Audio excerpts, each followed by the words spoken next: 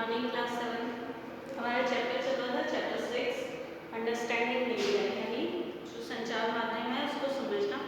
इसके दो पार्ट हमने देख लिए थे, आज हम इसका थर्ड पार्ट देखेंगे। लास्ट वाले में हमने देखा था कि मीडिया एंड डेमोक्रेसी यानी संचार माध्यम और लोकतंत्र के बारे में पढ़ रहे थे। उसका कुछ पार्ट रह गया था, वो आज हम क्लियर करेंगे। और एक और टॉपिक लेंगे हम, what does TV do to us and what can we do with TV, यानी टीवी हमारे साथ क्या करता है और हम टीवी के साथ क्या कर सकते हैं। तो हमने काफ़ी कुछ पढ़ लिया था मीडिया के बारे में। हमने ये भी देखा था कि जो न्यूज़ हम देखते हैं उस न्यूज़ को टीवी पे ब्रॉडकास्ट होने में बहुत ज़्यादा कॉस्ट आती है।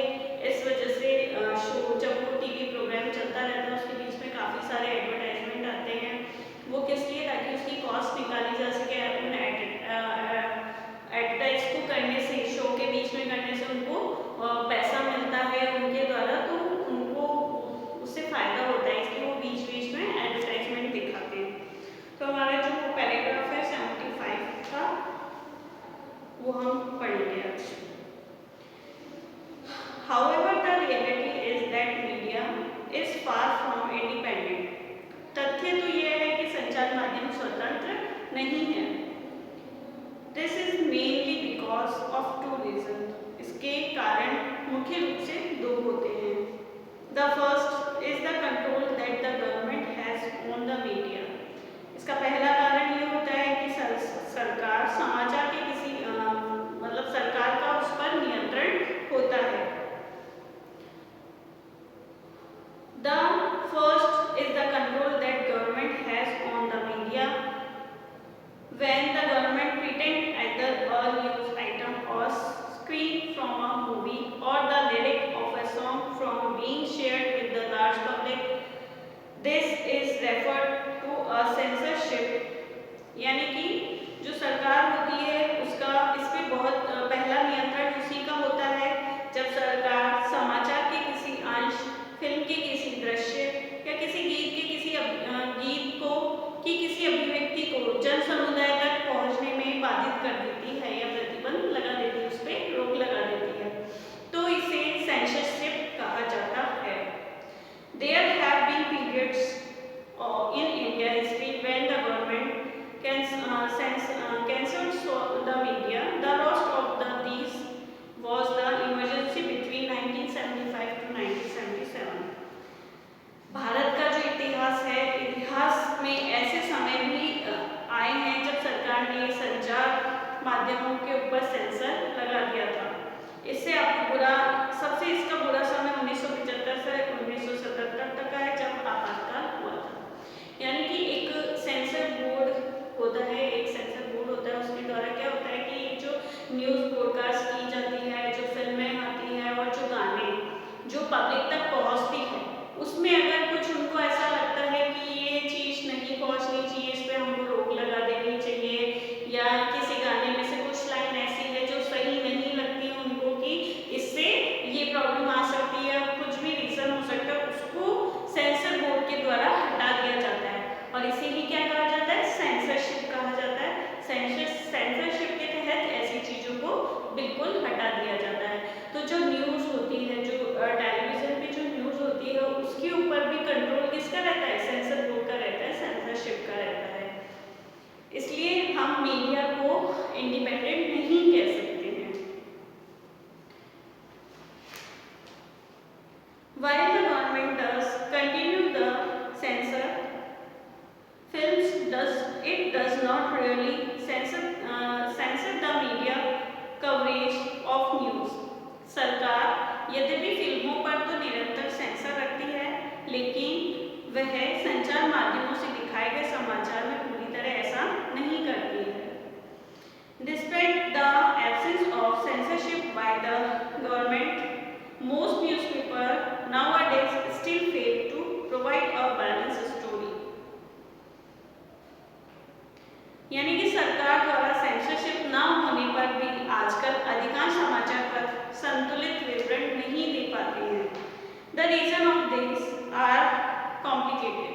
इसके जो कारण है वो बहुत ही जटिल हैं। Persons who research the media have said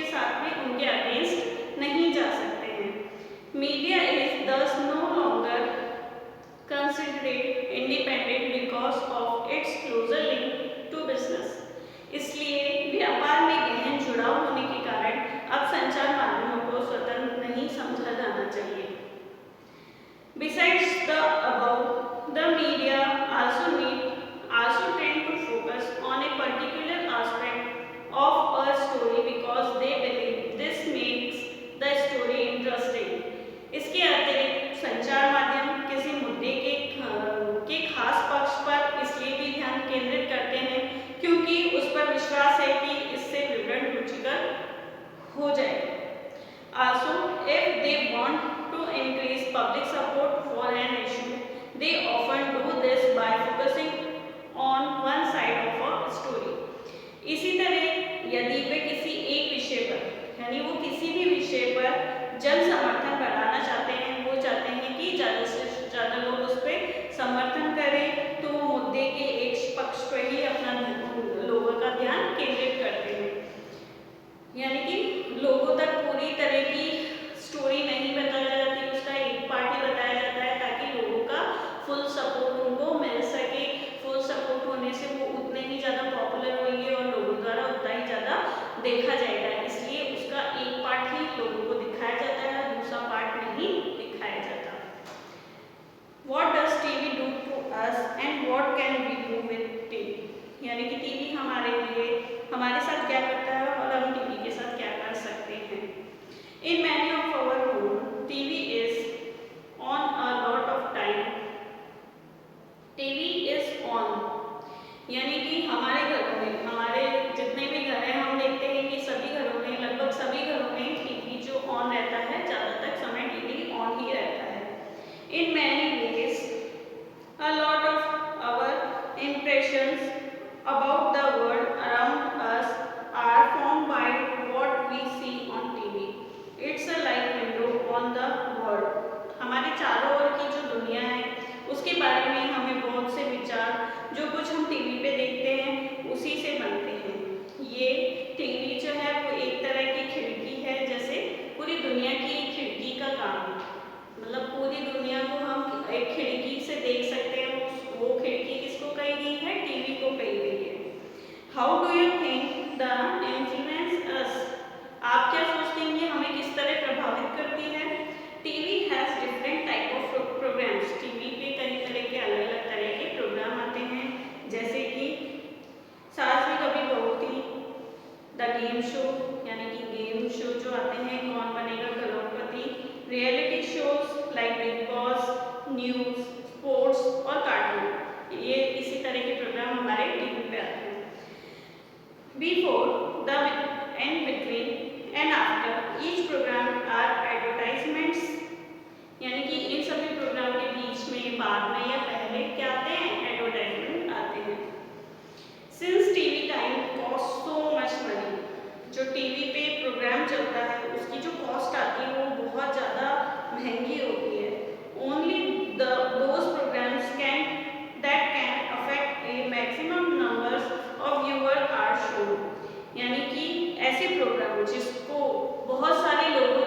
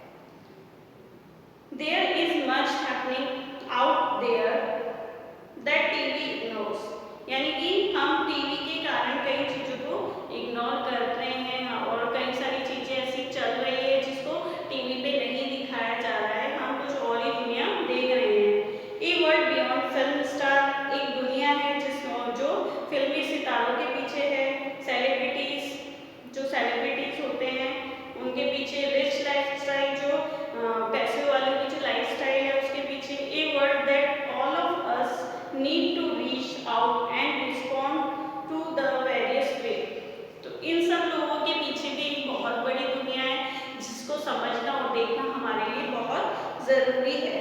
we need to be active viewers, हमें एक सजग दर्शक बनना चाहिए। Who question whatever we see and hear, जिसको प्रश्न पूछने चाहिए